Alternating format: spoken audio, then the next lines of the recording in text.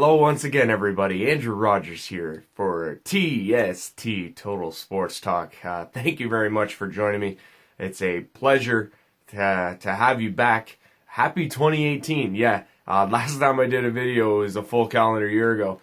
4 weeks to the day that we've done a video. And first of all, I want to apologize that I haven't done an episode in that time frame. The holidays were rough. A couple of two different separate occasions that I was sick, just nasty both times, and made doing an episode of TST very, very excruciating. So I couldn't get an episode done, and I do apologize for that. And once I did get up to a full bill of health, it was a little bit slow and upcoming to get an episode up and get everything going. But I'm back, I'm here now, and I'm good to go, and I'm feeling great, and I'm ready to kick it into high gear for 2018, for the year 2018 at TST Total Sports Talk. I'm really excited for everything that's upcoming. There are a lot of great things going on. Obviously over the break, I see, the thing is, I don't want to make this episode all about, what happened over the last 4 weeks, and I'm not gonna do a million scoreboards or something like that. I want to keep it at least within the week of recent events. So, but I do obviously. Okay, I want to make sure to kick off the show right. I want to talk about Hockey Canada for starters. Over the break, obviously, the World Juniors Canada winning the World Juniors in dramatic fashion. What a game it was against Sweden.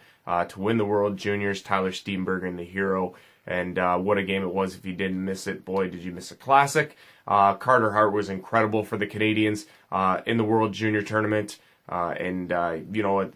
The only thing that the kid doesn't have going for him is that he's going to be a flyer eventually if they don't trade him away before he actually plays a game for them. But I digress. No, he is a special find, and he will be a very good goalie for a long time, given how good his performance was in the tournament. So Hockey Canada, they also won the Spengler Cup. That was huge. So they've had a phenomenal year so far when it comes to the Hockey Canada program, and that will only get better now that the Olympics are on the horizon and Pyeongchang. You know what, this tournament and the Olympics in general have gotten a lot of controversy. No NHLers going this year, of course, and it's going to be really interesting to see from a hockey fan's perspective what kind of product you're going to see when it comes to the hockey tournament aspect of the Olympics. Of course, Hockey Canada announcing their Olympic roster. I'll give you a rundown here of the roster. It breaks down like this.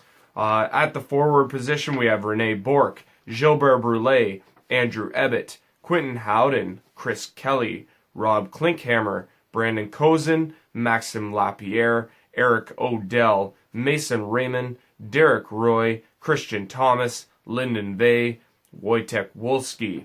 On defense, you have Shea Genoway, Cody Golubev, Marc-Andre Graniani, Chris Lee, Maxime Noreau, Matt Robinson, and Carl Stollery round out the defensive core. And then in goal, you have Justin Peters, Kevin Poulin, and Ben Scrivens.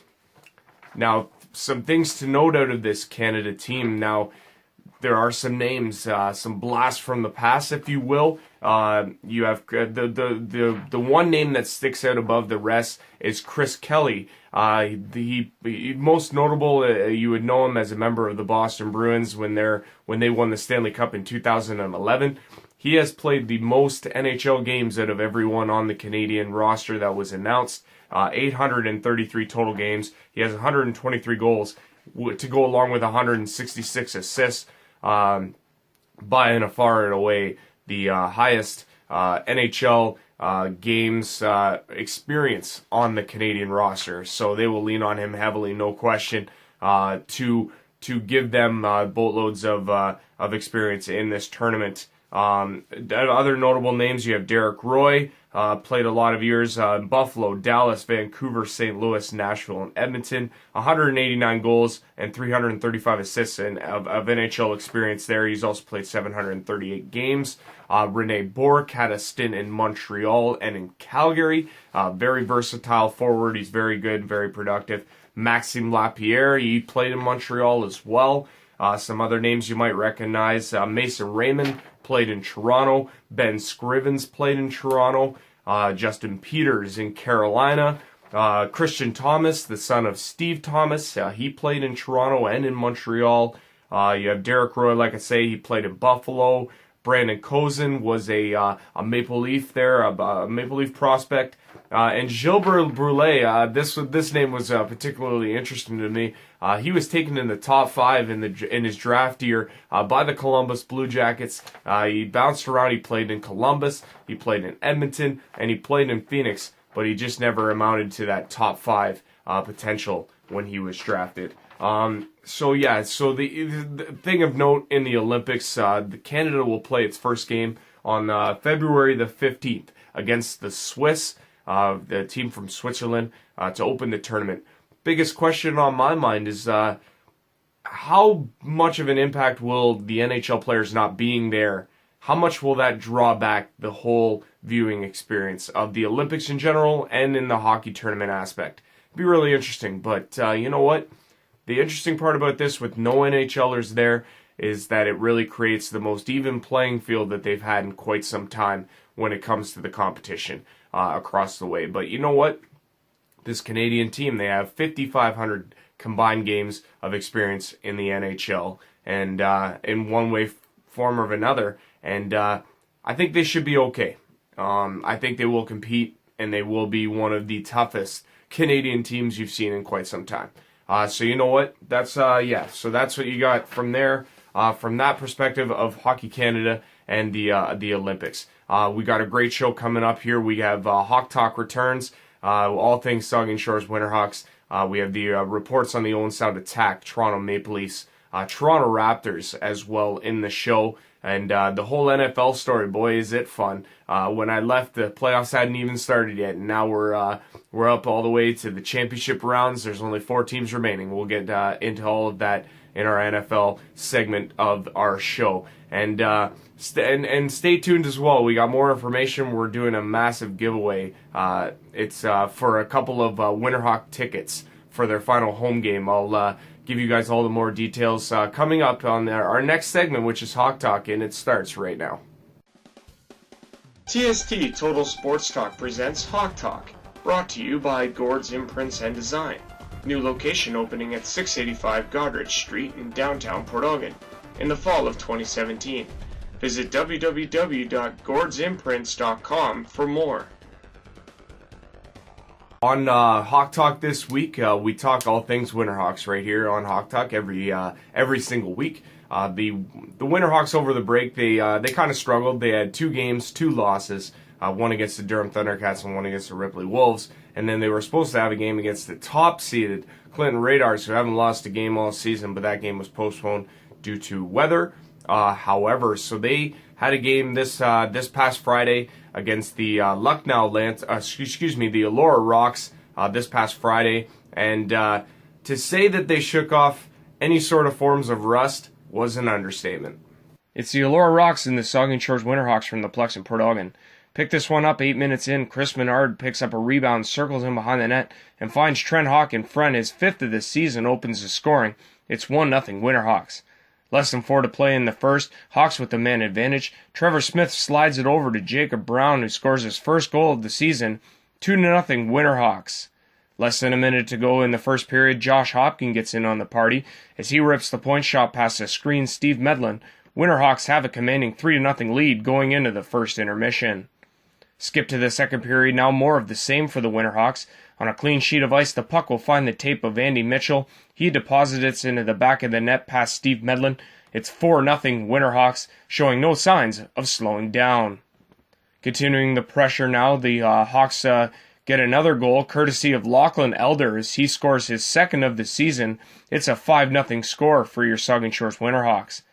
Just 11 ticks off the clock later, Brian Kazarian gets in on the action. He pots his first of 2 on the night. It's a beauty from high in the slot. 6-0 Winterhawks is the score. 7-0 now, Elora trying to make it into a game as a phenomenal individual effort from Chad Herron of the Elora Rocks breaks up the Jeff Flagler shutout bid. It's 7-1 Winterhawks. Not a big fan of the celebration, but I digress. 2 minutes later, Elora on the power play, Brady Prozic throws it back to Mark Sandwell, who fires it past Flagler from the point. 7-2 now in favor of the Winterhawks. However, it was not meant to be an epic comeback on this night as Lachlan Elder would score his second of the period, third of the year, late in the frame. 8-2 at this point as the final score ends. Saugeen Shores Winterhawks 13, Elora Rocks 2. This score got so ridiculous in the third period that they only kept going up in score total to 10 on the big score clock in the Plex. 13-2, Winterhawks is the final. Winterhawks improving to 7-8-1 on the season, while the Elora Rocks dropped to 2-13-1. It wasn't a great night if your name was Steve Medland. He had 57 shots against to face and stopped 44 of them. He was on the hook for all 13 in this one, in the loss. Well, meanwhile, Jeff Flagler of the Saugeen Shores Winterhawks stopped 20 of 22 for the victory. Scoring was aplenty for the Saugeen Shores Winterhawks in this one. Andy Fraz led the way. He had 5 points in the game, 1 goal, 4 assists. It was his 5th of the season. Adding on the scoreboard, finding the scoreboard, Brian Kazarian had 2 goals and an assist. That's goals 7 and 8 for Kazarian on the year. Meanwhile, Andy Mitchell also had 2 goals and an assist. They were his 6th and 7th of the year. Lachlan Elder added 2 goals for his 2nd and 3rd on the year, while Miles McLean continued his reign on top of the top 5 of the Winterhawks leading scorers. He had goals.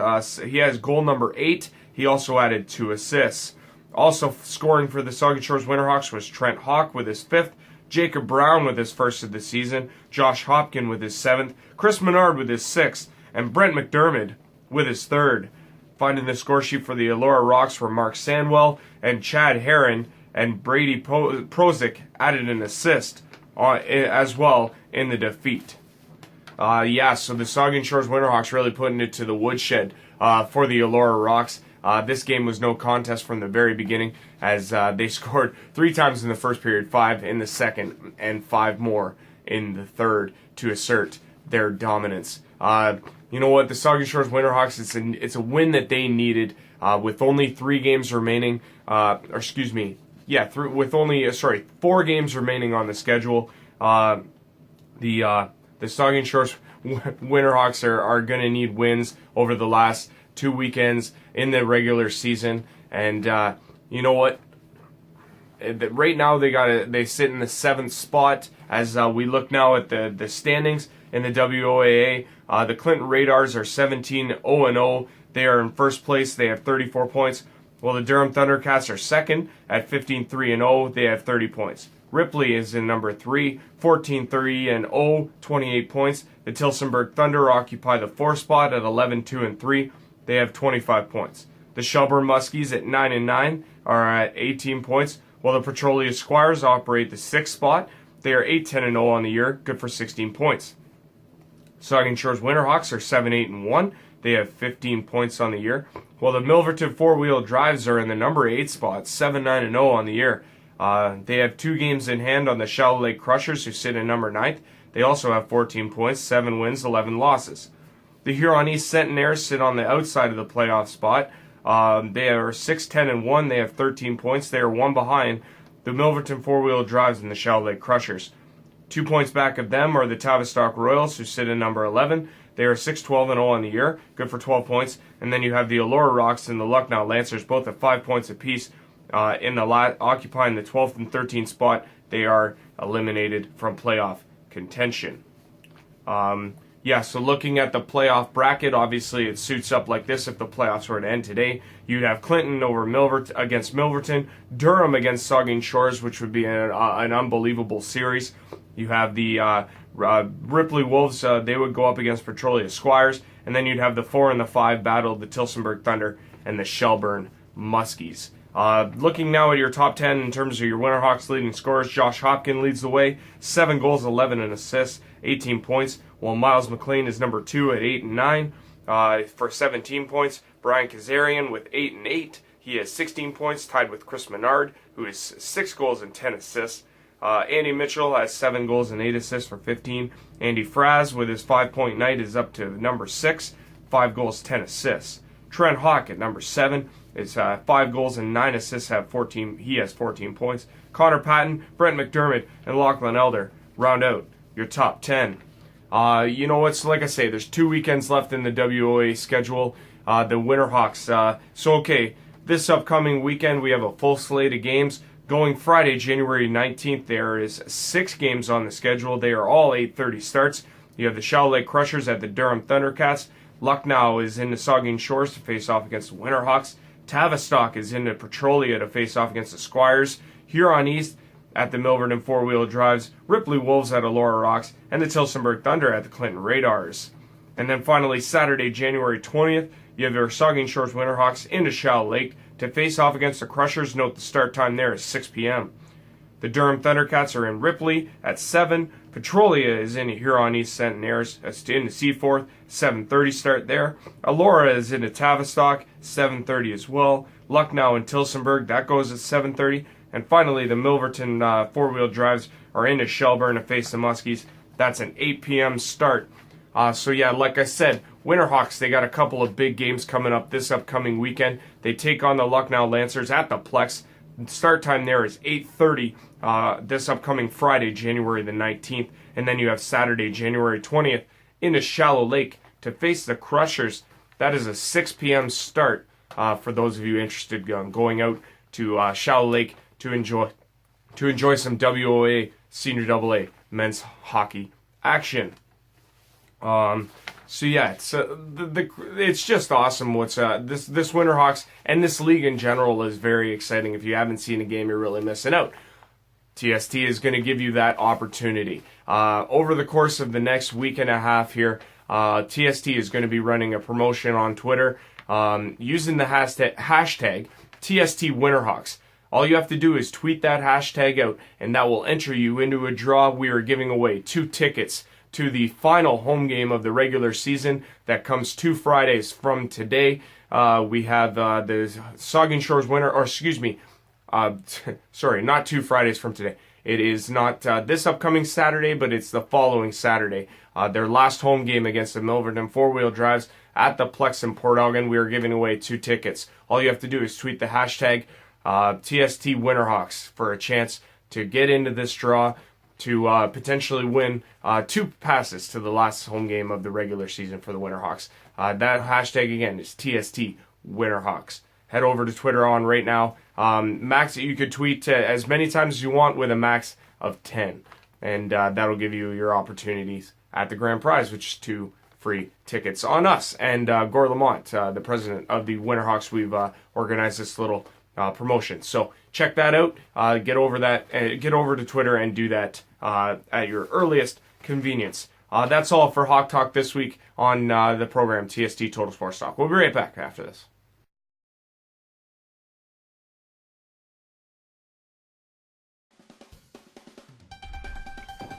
TST Total Sports Talk presents the Own Sound Attack Report.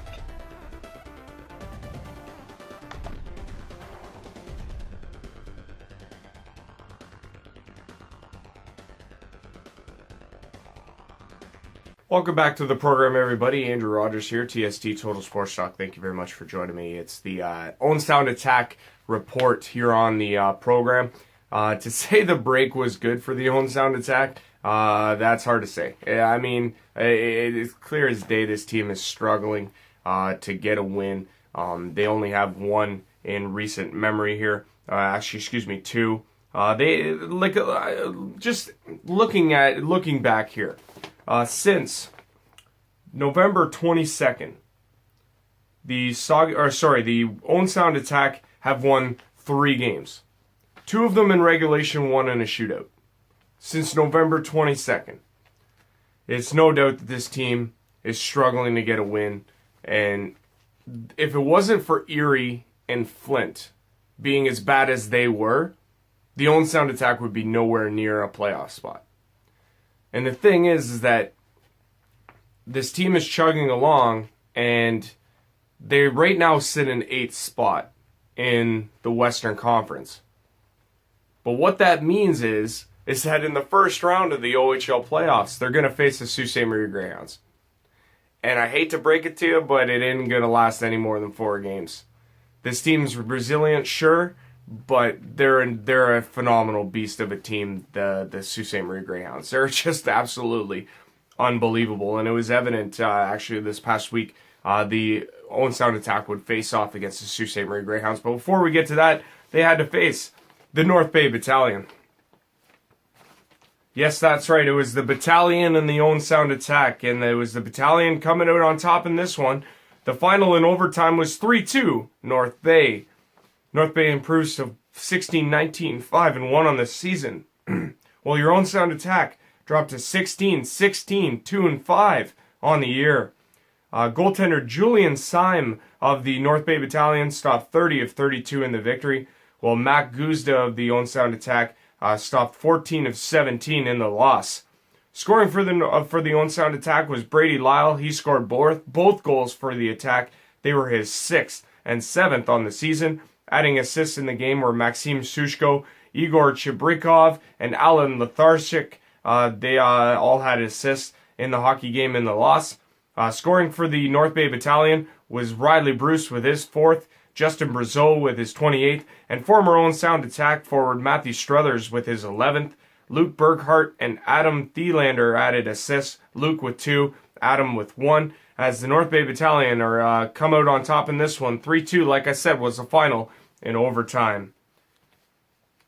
Moving on, it was the Owen Sound Attack up against the top-ranked Sault Ste. Marie Greyhounds, and they would fall 5-2 was the final. Sault Ste. Marie improving to a ridiculous 36-3-2-1 on the year, while the Owen Sound Attack dropped to 16-17, 2-5 on the season.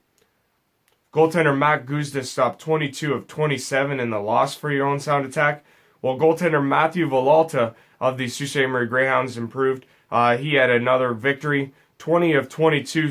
He stopped in the victory for the Greyhounds. Finding the score sheet for the Owen Sound Attack was Aiden Dudas with his 19th. Marcus Phillips added his 5th. Assists go to Nick Suzuki, Kevin Hancock, and Ethan Sapula.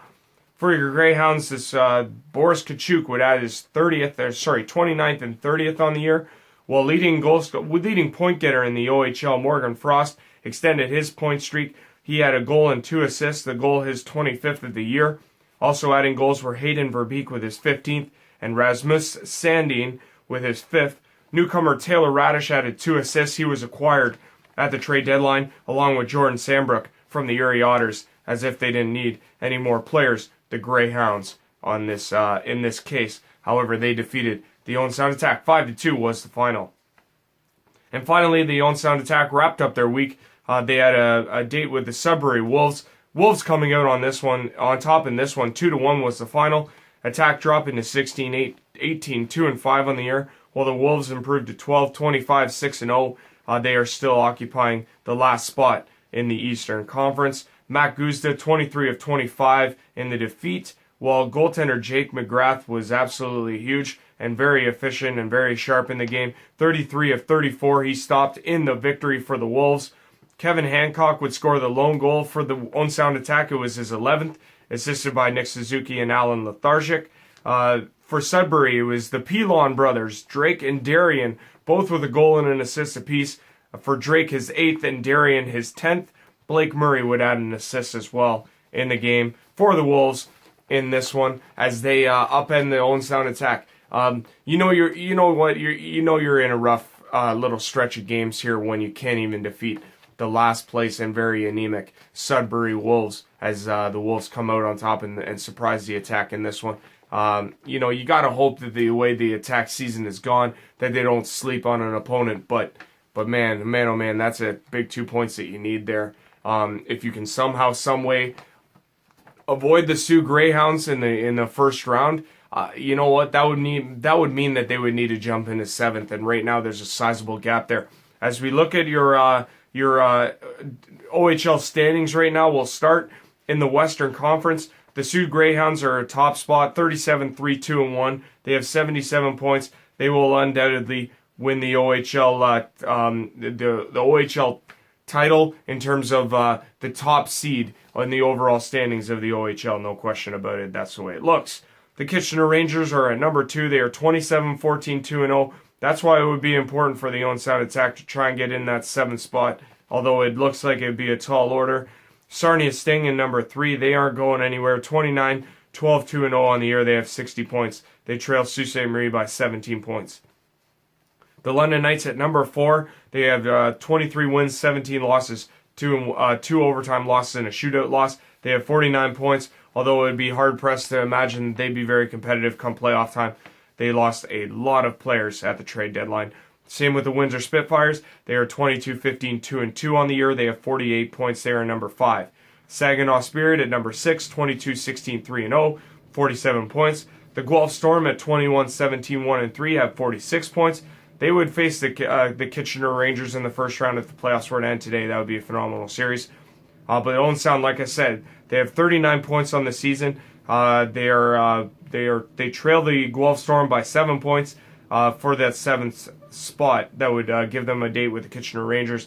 Owen Sound have much easier of a task to face off against the Kitchener Rangers as opposed to the Sault Ste. Marie Greyhounds, but the Kitchener Rangers have been very good this year. Erie and Flint round out the the standings in the Western Conference. Looking now at your Eastern Conference standings, you have the Hamilton Bulldogs. They are at 27-9-3-3 on the year, good for 60 points. Niagara Ice Dogs at 24-12-3-2 have 53 points. The Barrie Colts at number 3, 24-15-2-1 on the year, good for 51. The Kingston Frontenacs at number 4, 48 points. Oshawa Generals at 45 points at number 5. North Bay Battalion, 42 points at number 6. Peterborough at 40 points, they are number 7.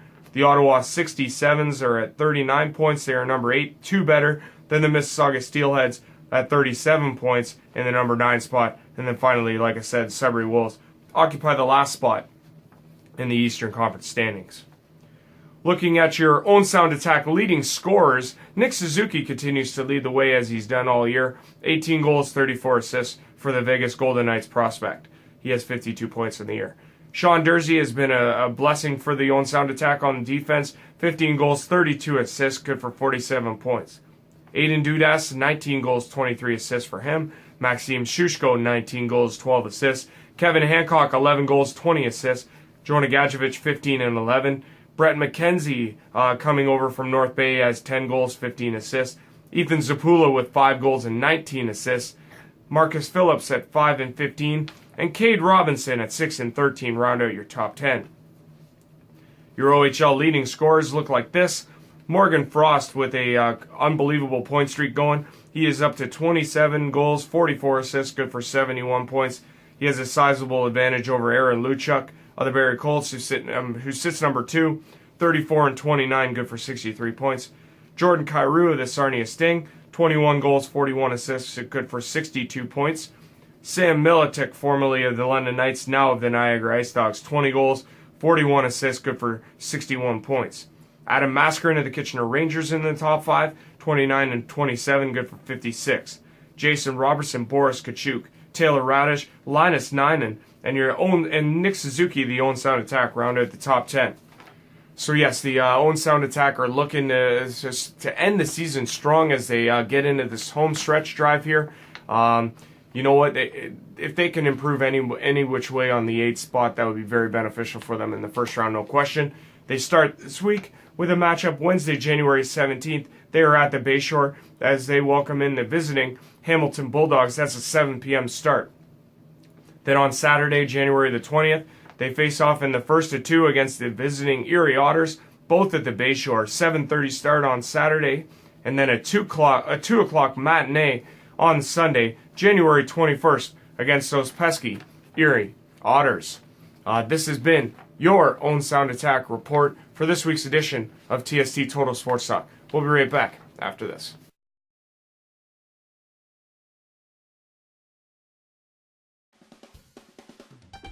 TST Total Sports Talk presents the NHL and the Toronto Maple Leafs report.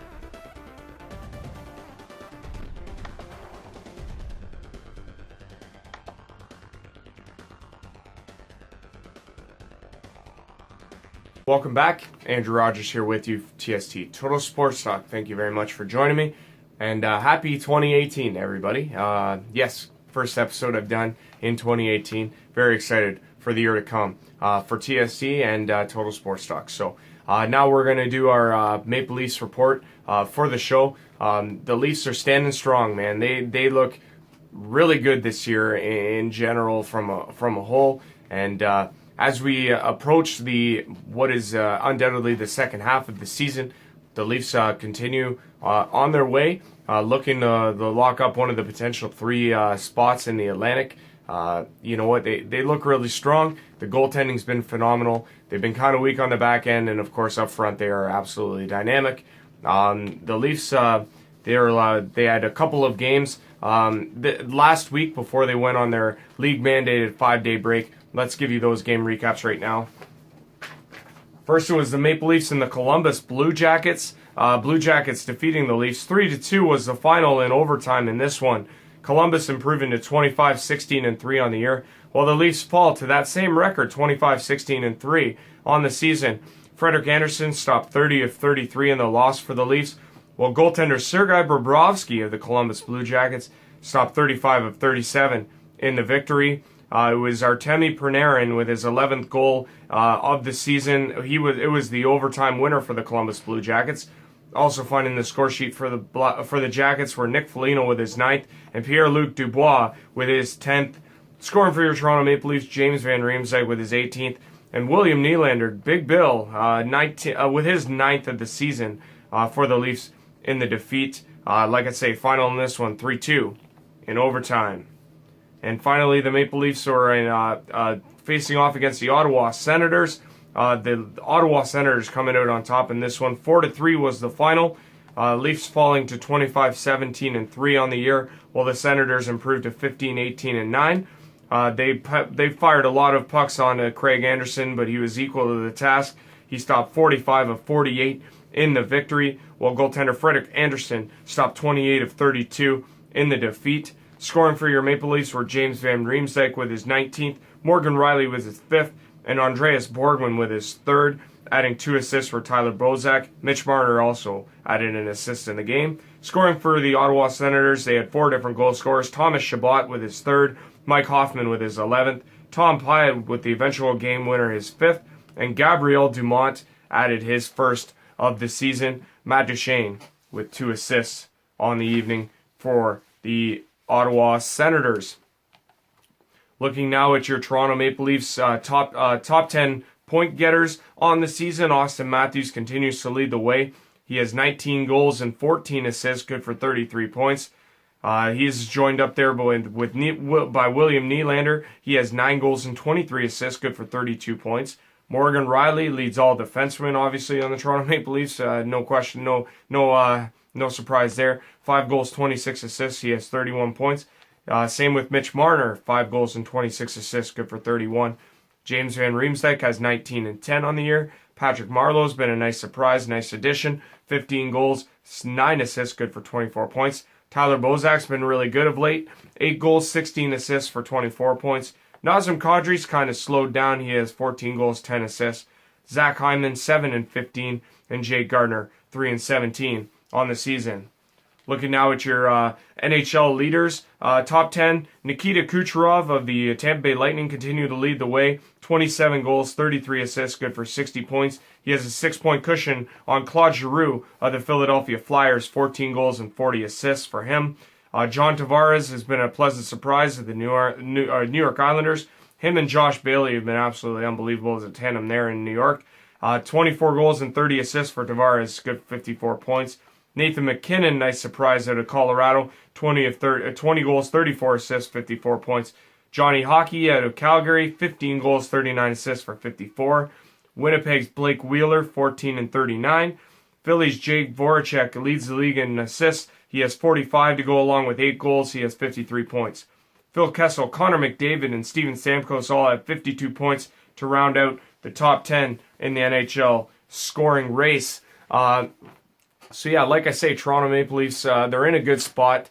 Right now as we look at the standings across the board, in the Atlantic we start. The Tampa Bay Lightning continue to lead the way. They have the NHL's best record at 31-10-3. They have 65 points to lead the Atlantic. You have the Boston Bruins in the number 2 spot, 24-10-8 on the year. They have 56 points, 3 better than the Toronto Maple Leafs, who are at number 3, 25-17-3 on the year. They are fully entrenched into that number 3 spot in the Atlantic, 10 points better than the 4th place Detroit Red Wings at 18-18-7. You have the Florida Panthers, the Montreal Canadiens, the Ottawa Senators, and the Buffalo Sabres in the 5, 6, 7, and 8 spot in the Atlantic. Over in the Metro, the Washington Capitals lead the way, 28-14-3. They have 59 points. They are 6 better than the Columbus Blue Jackets at number 2, 25-18-3 on the year, good for 53 points. You got the New Jersey Devils in the number 3 spot, 22-12-8 on the year, good for 52 points. While the Pittsburgh Penguins at number 4 are in the first wild card spot as we stand, 24-19-3 on the year, good for 51 points. They are joined right there by the Islanders, who occupy the second wild card spot right now. They are 23-18-4, good for 50 points.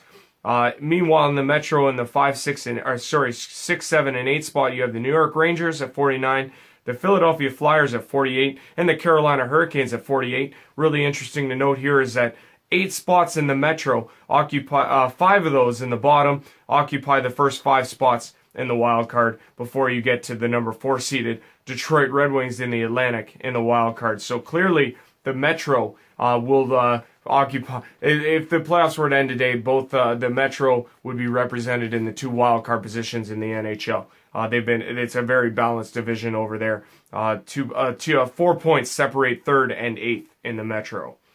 Looking now at the Western Conference standings, you have the Winnipeg Jets leading the Central at 59 points, 26-13-7 on the year. They are 3 better than the Nashville Predators at 25-11-6 on the year. The St. Louis Blues at 26-17-3 have 55 points on the season. They are number 3. On the outside looking in is the Dallas Stars and the Minnesota Wild, who sit at 53 points apiece. Then you have the Colorado Avalanche in the number 6 spot. They have 51 points. And the Chicago Blackhawks, huge surprise here, they are occupying the last spot in the Central in the 7th position. They have 50 points. They are 5 points back of the 3rd place St. Louis Blues. Looking at the Pacific Division, we have the Vegas Golden Knights. They are 29-10-3, good for 61 points. They occupy the 1 spot in the Western Conference. The Calgary Flames, they're in number 2, 25-16-4. They've won 7 in a row. They have 54 points on the year. The Los Angeles Kings at number 3, 53 points for them on the year. They are in the number 3 spot. They are 1 point back of them is the San Jose Sharks. They are 23-13-6, good for 52 points. 49 points have the Anaheim Ducks at number 5. The Edmonton Oilers at 43 points at number 6. Vancouver Canucks at 42 points at number 7. And the Arizona Coyotes, who don't have a shot right now, and it doesn't look good on them making the playoffs. They have 27 points only to this date. They have the worst record in the NHL, 10-28-7. On the season, they have 27 points. They are sitting 30th in the NHL. They are 4 points worse than the next seeded Buffalo Sabres. From the Eastern Conference, they have 31 points. Buffalo does. Yes, in the Western Conference wild card right now, you have the San Jose Sharks at 52. The Minnesota Wild and the Dallas Stars at 53 points. Then you have the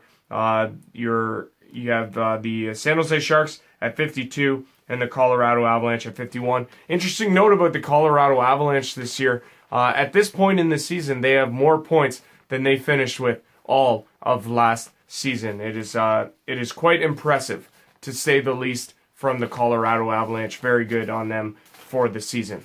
Now, of course, most teams in the league just got off of this league-mandated 5-day break, but we are right around the corner from the All-Star break as well.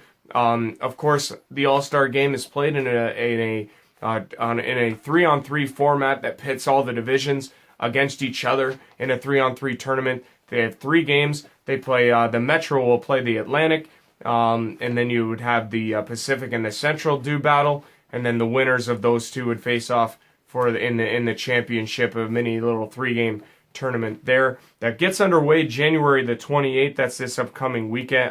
That's not this weekend, but the following weekend after that on the Sunday. goes in Tampa, Florida this year. Here are your rosters that we're looking at. We'll start in the Atlantic with Team Steven Stamkos. He has been named the captain of the Atlantic Division squad.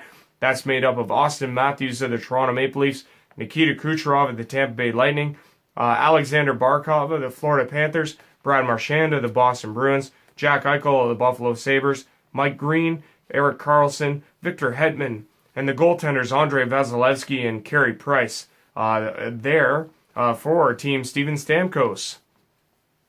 They go up against the Metro in the first game of the 3-on-3 tournament. That goes at 3:30 on January the 28th. Alexander Ovechkin's teams in the Metro is made up of Taylor Hall, Sidney Crosby, John Tavares, Josh Bailey, Claude Giroux, Seth Jones, Noah Hannafin, Chris Letang, Hendrik Lundqvist, and Braden Holtby. So it's Metro versus the Atlantic, 3:30 on Sunday, January the 28th. Over in the Western Conference now, we start in the Central with Team PK Subban. That's made up of Patrick Kane, Nathan McKinnon, Blake Wheeler, Braden Shen, Eric Stahl, Tyler Seguin, Alex Pietrangelo, John Klingberg, Pekka Rinne, and Connor Hellebuyck. They go up against the Pacific. That's at 4:30 on January the 28th. Central versus Pacific. They are made up Team Connor McDavid. He's the captain over in the Pacific Division group. That features Johnny Gaudreau, Brock Bozier, James Neal, Ricard Raquel, Anze Kopitar, Drew Doughty, Brent Burns, Oliver Ekman-Larsson, Jonathan Quick, and Marc-Andre Fleury of the Vegas Golden Knights make up the Pacific Division. The All-Star game should be fantastic. I like the 3-on-3 tournament. It's very exciting, and it does make for good hockey, and these All-Stars will really bring it.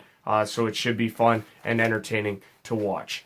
In terms of the Toronto Maple Leafs, upcoming for them, they have 3 games on the slate. It starts tonight with a visit from the St. Louis Blues at the ACC. This one goes, like I said, 7 o'clock is the puck drop against the St. Louis Blues. That'll be a very tough matchup for the Toronto Maple Leafs. It should be a dandy, though, no doubt. Then on Thursday, January 28th, they have a 2-game. They go on the road for 2. Starting on Thursday, January 18th, they are in Philadelphia to face off against the Flyers. It's Eric Lindros' jersey retirement night. That goes at 7 p.m., the puck drop there. And then they wrap their week Saturday, January the 20th on Hockey Night in Canada. It's actually Hockey Day in Canada across the board. Ottawa Senators are the opponent there. That's a 7 p.m. puck drop. Hockey Day in Canada features the Winnipeg Jets at the Calgary Flames. That goes at 3. The Montreal Canadiens and the Boston Bruins will tangle for the 3rd time in 8 days. That goes at 7. The Maple Leafs and the Senators at 7. And then your late game has the Vancouver Canucks and the Edmonton Oilers. That's at 10 o'clock. That puts the wraps on the Maple Leafs report this week. For TST Total Sports Talk, we'll be right back after this.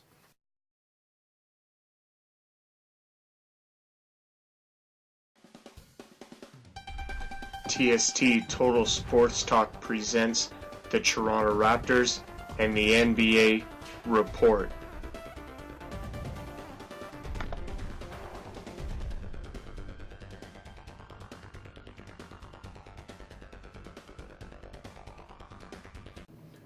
Welcome back to the program, everybody. Andrew Rogers here, TST Total Sports Talk. Thank you very much for joining me. Hope you're enjoying the show thus far. We've reached our point in the program now where we want to talk about the Toronto Raptors. And what's not to like about the Toronto Raptors? Man, have they been absolutely incredible all season long. They're in the number 2 spot. They're very, very strong. They've won a lot of games. They've scored a lot of points. DeMar looks absolutely unbelievable. And it's really encouraging to see this Raptor team that could finally potentially make some noise when it comes to the playoffs.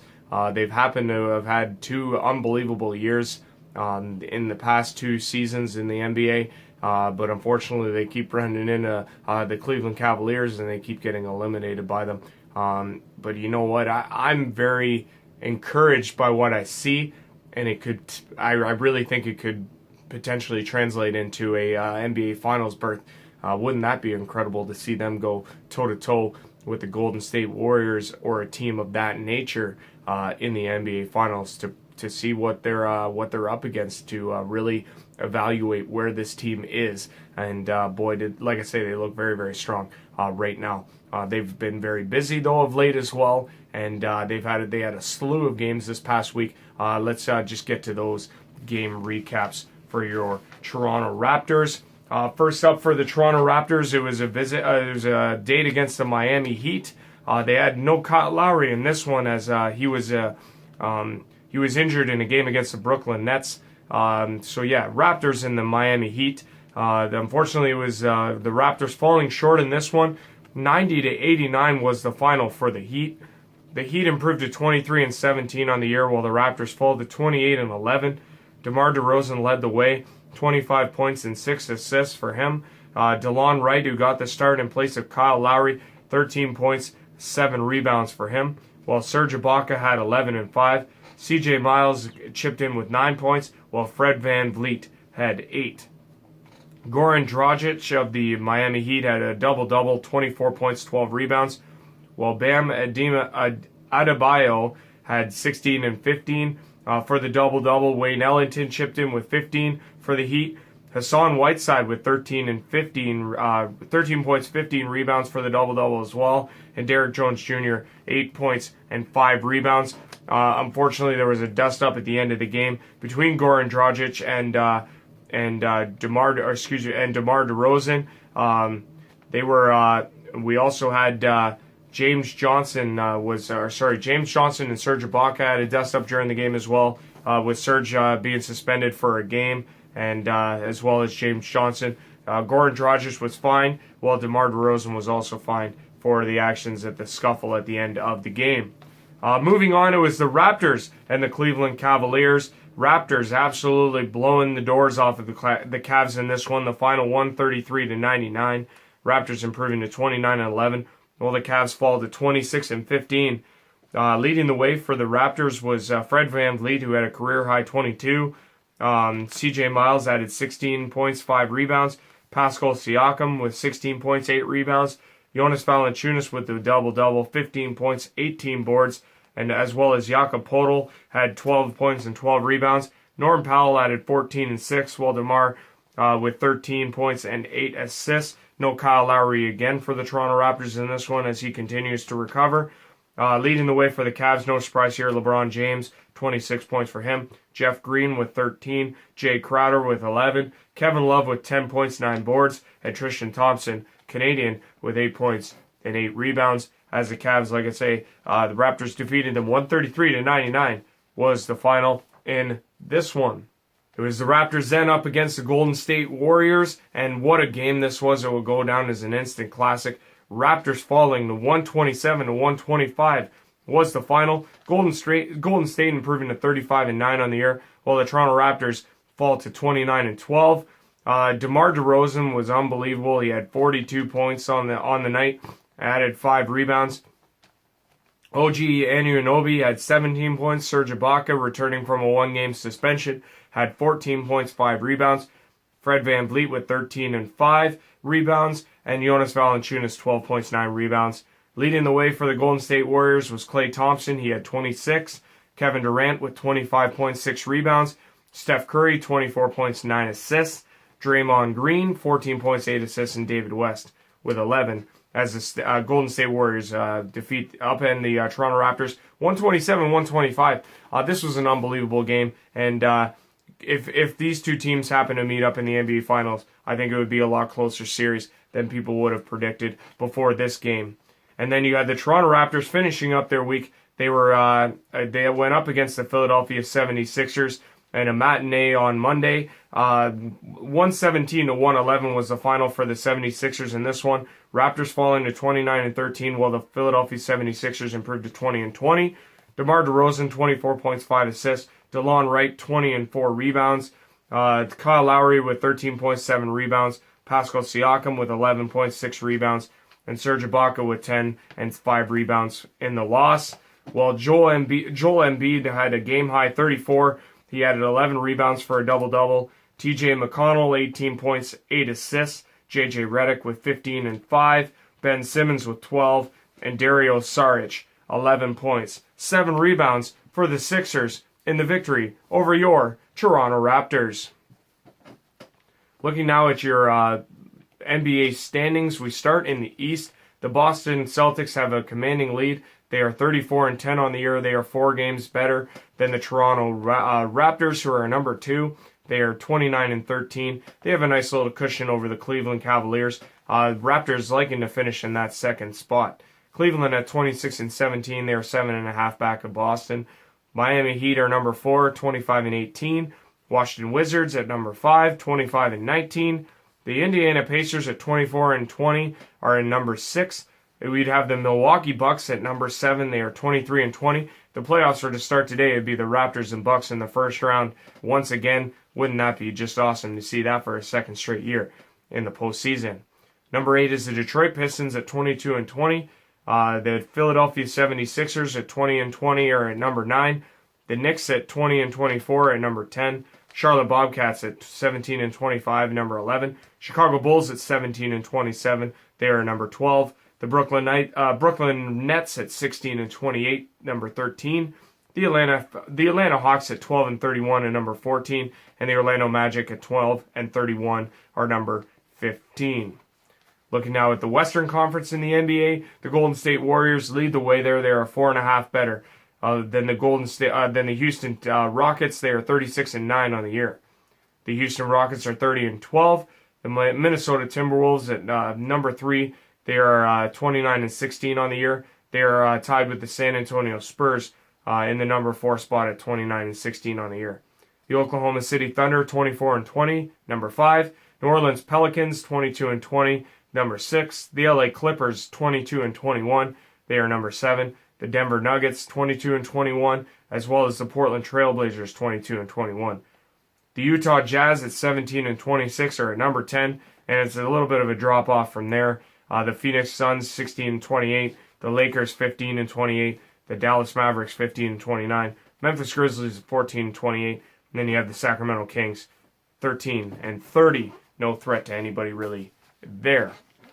The NBA, the Raptors have been just absolutely unbelievable all season long, and it's really encouraging to see them playing so well and at such a high level.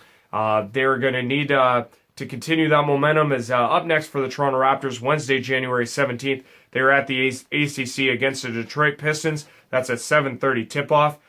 Then they are also at the ACC once again, Friday, January the 19th, as they welcome in the San Antonio Spurs for a 7 p.m. tip-off there. And they wrap their week Saturday, January 20th. They are in Minnesota to face off against the Minnesota Timberwolves. That is a 9 p.m. tip-off between the Raptors and the T-Wolves.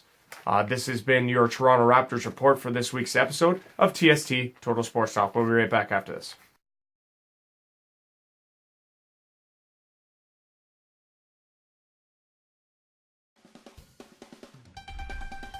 TST Total Sports Talk presents the NFL Report.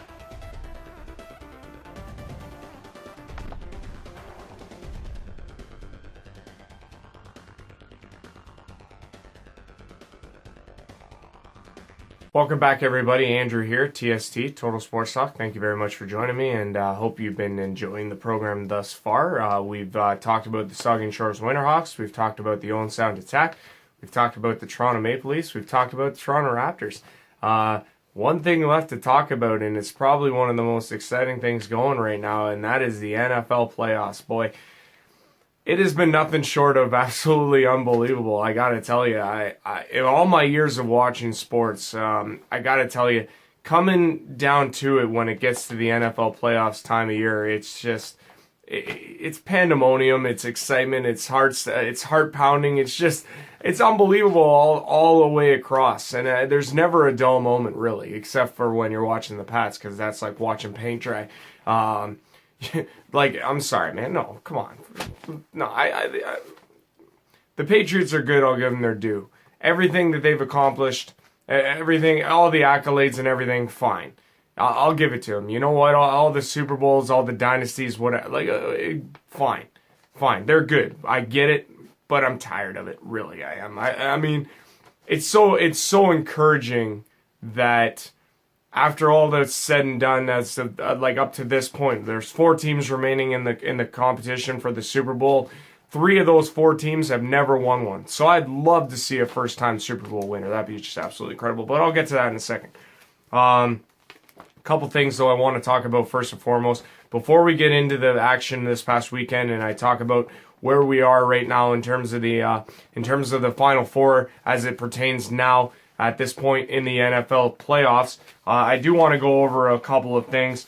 First and foremost, I want to give a congratulations to the Birmingham Chiefs. If you don't know who they are, us here at TST Total Sports Talk ran a Yahoo Fantasy Football League this past year, and we had the Birmingham Chiefs. They were the victors of that TST Total Sports Talk Yahoo Fantasy Football League.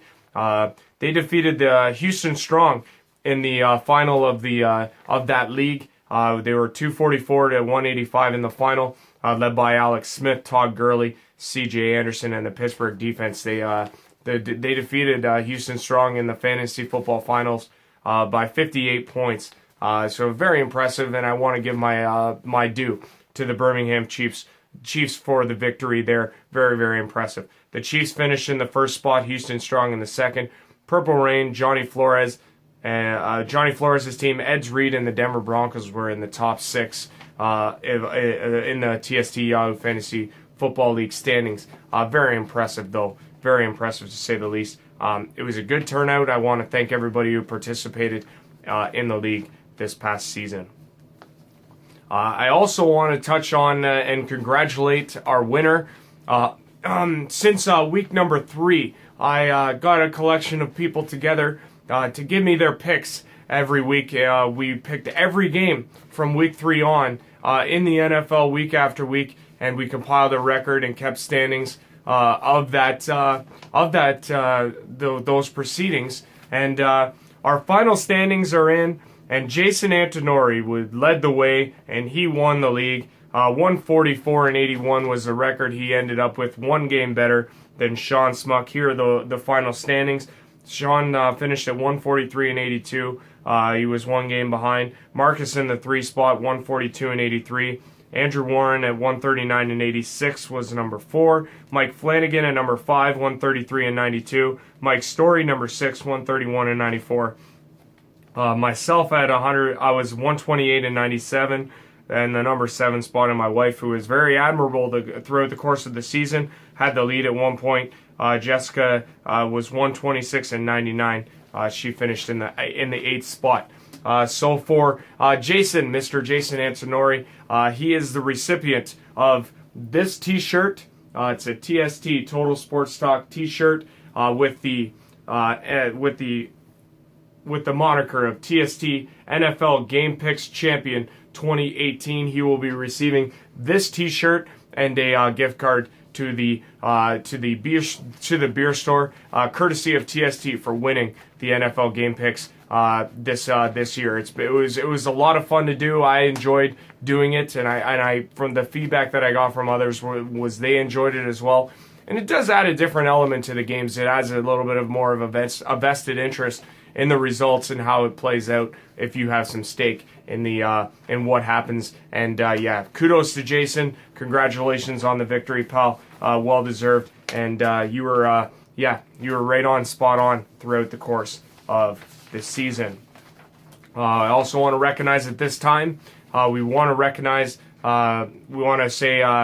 signal out our leaders throughout the course of the season, in the regular season in the NFL, for the 3 major categories: the QBs and the running backs and the wide receivers.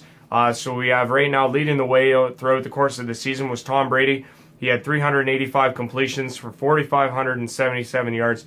He threw 32 touchdowns and 8 interceptions to lead all QBs in the passing yardage.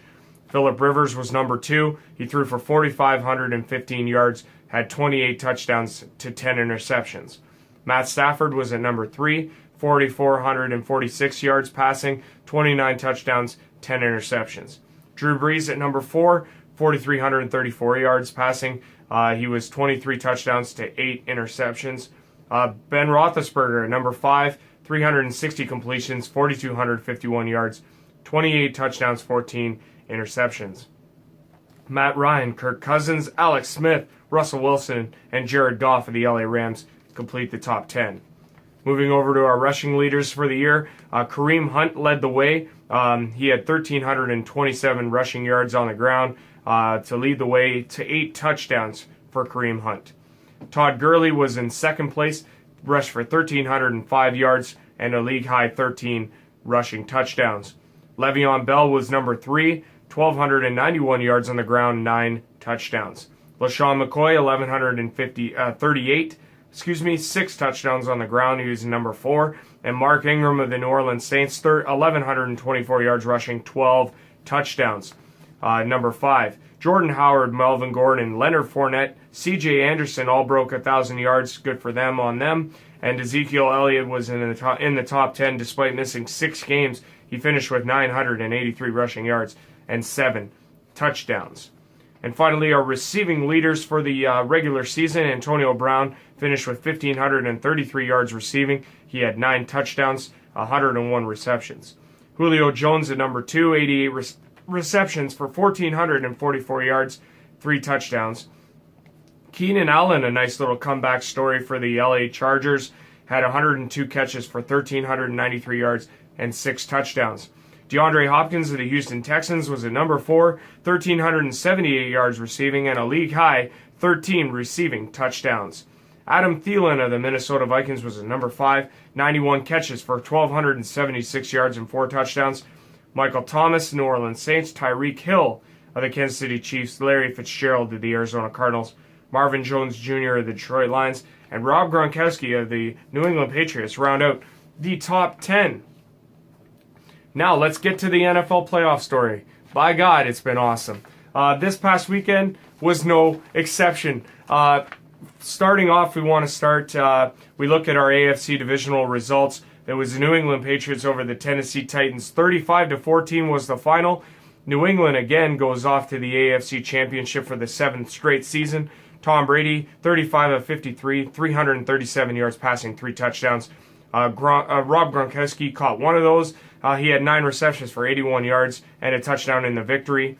Like I say, the New England Patriots move on to the round of to the AFC Championship once again. Their opponent will be the Jacksonville Jaguars, who upended the Pittsburgh Steelers in a thriller.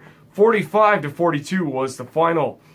Big Ben Roethlisberger threw for 469 yards and 5 touchdowns, 2 to Antonio Brown, but it wasn't enough, as Leonard Fournette runs for 109 yards, 3 scores on the ground. Jacksonville defense forces 2 turnovers, 1 for a score, as they win a crazy one. 45-42 was the final. It sets up the AFC Championship between the Jacksonville Jaguars and the number 3 seed up against the top seeded New England Patriots from Foxborough. That goes Sunday, January 21st at 3:05 p.m. Looking now at your NFC divisional results. First off, it was the Philadelphia Eagles upending the Atlanta Falcons 15-10. The Eagles defense forces 2 turnovers. Nick Foles throws for 246 yards and no turnovers for him. That was the big one. And LeGarrette Blount supplied the only score on the ground for the Philadelphia Eagles, a 1-yard plunge in the second quarter for the touchdown. Jake Elliott hitting 3 field goals to secure the victory for the Eagles. 15-10, like I said, was the final. They will now host the NFC Championship. They will go up against the Minnesota Vikings, who upended the New Orleans Saints. 29-24 was the final. The 2 teams combined for 29 points in the fourth quarter. When you thought it would come down to a field goal, a missed tackle from Marcus Williams allows Stephon Diggs to go for 61 yards with no time remaining for the game-winning score late in the fourth quarter. Just an unbelievable finish in this football game. If you missed it, go back and watch the highlights, and then go back and watch them again. The touchdown to Stephon Diggs is one of beauty and one of absolute unbelievable pandemonium. Marcus Williams, what are you thinking, pal? Come on, you got to make the tackle. I played football in high school, and I know that, and I remember, even though I didn't do it much because, well, I sucked. When you make a tackle, you got to wrap. Hit the knees, wrap, tackle, drive. He goes in and he tries to make a shoulder tackle. He keeps his arms in. He doesn't even try and get a hand on the guy. It's unfathomable why he doesn't touch the guy. it's just, my mind was blown when I saw the replay, and I couldn't believe how much he missed him by. It was like he was trying to tackle a guy in the front row, for Christ's sake. NFC Championship now sets up the Minnesota Vikings and the Philadelphia Eagles. That goes Sunday, January 21st. It is the late game. That goes at 6:40 p.m. Between the second-seeded Minnesota Vikings in Philadelphia to face off against the top-seeded Philadelphia Eagles. What I also want to do is I want to recognize right now we're here on TST. We started and we are in the middle of the TST NFL Playoff Bracket Challenge. $10 for each sheet, and we had 16 sheets provided. The winner, the top seed, will get 70% of that total pot, while the second place runner-up will get 30%. It works out to be about $105 for the winner, and I think it's $55 for second place. It's just like this. Got to fill out a bracket, and you know what? It's been awesome so far. I want to give you an update on the standings right now. Jessica Rogers, she is in first place. She has 80 points. Blake is at 80 points. John is at 80 points. We have Brandon at 60 points. Mike at 60 points. Myself, I'm still in it at 60 points. And we got Rob at 60 points. Sean at 60 points. Jody at 60 points. And John, we have another John in here. John A is at 50 points. They are still alive. They still have players remaining. So how I did it was for each pick that you had right in the wild card round, it was 10 points, worth 10 points. In the divisional round was worth 20. Your pick in the championship rounds was worth 30, and your Super Bowl pick was worth 50. Now, in terms of myself, for example, I picked the Los Angeles Rams to win the whole thing, and unfortunately they were eliminated in the wild card. So even though I'm still alive because I got Jacksonville also going to the Super Bowl, it doesn't look good for me in terms of getting a winner and winning this whole thing, but that's okay. It's been a lot of fun, and I do really enjoy these brackets for sure. That about does it, though, for this week's edition of the NFL segment part of our show. We'll be right back after this. Stick around.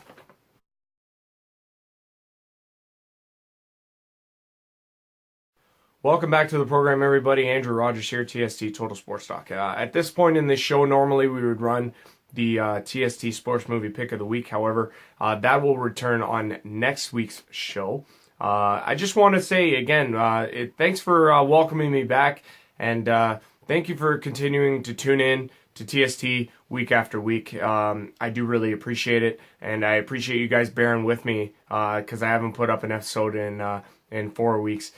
Because of how sick I was, and it was the holidays. It was a really hectic time, and obviously feeling under the weather. I just didn't feel up to producing a subpar episode. I really wanted to make sure I came back with a force, and I believe that I've accomplished that. So thank you very much again for your continued support and your continued viewership of Total Sports Talk, TST. I do really appreciate it. Our commentators' clothing was made and purchased from Vistaprint. Go to vistaprint.ca for any of your custom apparel needs. Of course, Saugeen Shores Winterhawks, man, their push for the playoff race continues. They got 2 games this week. One against the Lucknow Lancers and once against the Chalet Crushers. That goes Friday and Saturday.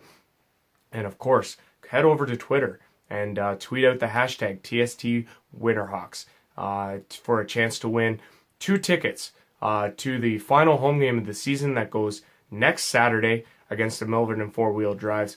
That is Sunday. It will be Saturday, January the 27th, I believe, is the date in question. Against Saugeen Shores Winterhawks and the Milverton Four Wheel Drives in the final home game of the season. We're giving away 2 passes. If you use that hashtag, you will be entered into a draw for those passes.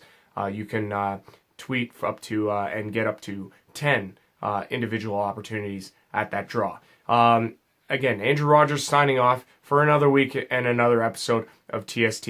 And we'll see you again next week, folks, right back here on YouTube and the TST Total Sports Talk regular weekly show. Thank you very much for joining me, and take care. We'll see you next week.